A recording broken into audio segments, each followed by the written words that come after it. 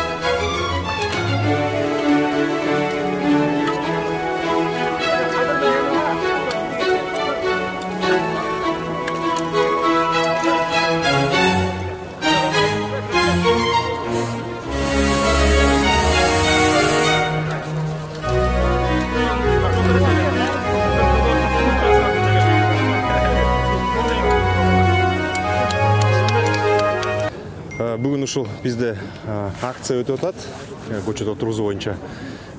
Өзүбүздүн президентибиз Садыр Нуркожоевич быйыл ушул 2022 жыл өзүнүн жарыялыгы менен тоолордун экосистемасын коргоо жана климаттык туруктуулук жылы деп белгиленген. Биз ошого ылайыктап ушу акция өткөрүп жатабыз. Бул жерде бизде 10.000 түп бактарак ушул алып келинген. Бул дагы ушул учурдан пайдаланып, ушул биздин коңшу Өзбекстан мамлекетибизге да рахмат айтып кетет элем. Ушул бизге белек катары беришти. Мына мунун баары жасап аткан бүгүнкү акциябыз бул мындан ары ошо шаарыбызды жашыл шаарга айландыруу жана ушул бак отургузуу менен дагы мындан ары биз ушул шаарыбызды мындай ыңгайлуу шаар, элге керек мындай жарактуу шаар кылсак деген оюбуз бар. Жакынкы арада ушул биз мына абдан чоң дагы бир жакынкы арада бир чоң жумуштар турат. Биз ушу быйыл абдан көп тротуарларды оңдойбуз. Мындан тышкары ушул биз брендибизди бекитип, ошол бренд менен кошо баягы биздин шаарыбыздын жашоочуларга, шаардын конокторуна жана шаарга келген туристтерге мына бир көрүнүктүү, жашыл, ыңгайлуу шаарды жасайлы деген пландарыбыз бар. Мен ойлойм, ушул пландарыбызды биз ушул жакынкы арада ишке ашырып мына эми баштадык. Ушул жылдын аягына чейин ушул максималдуу иштеп, ушул бардык койгон иш пландарыбызды максатына жеткирүүнү пландаштырып жатабыз. Мен ойлойм, ошого биз ишке ашырабыз деп. Жыл сайын эле ушундай көчөттөр эгилет да, анан кароо жагына дагы өзгөчө көңүл бурасыздарбы? Анткени жыл сайын ушундай болуп, коомчулуктарга сындар айтылып келет, кайра курап калган учурларчы. Ушул боюнча жагдага көңүл бурасыздарбы? Туура, ушул биз ушул 10.000 көчөттү азыр мекемелерге бөлүп бердик. Ар бир мекеме ошол алган санына жараша ошол көчөттөрдү жооп берет. Ошого ошонун өсүшүн, сугарышын, урдалып кетпешин ошол ар бир мекеме өзү жооптуу буга. Бул боюнча ошол биз буйрук чыгарганбыз. Мен ойлойм ушул ар бир мекеме өзү карап, ошону өстүрүп, ошол мындай бир жашылданга чейин жеткириш максаты ошол өздөрүн кылып беришет.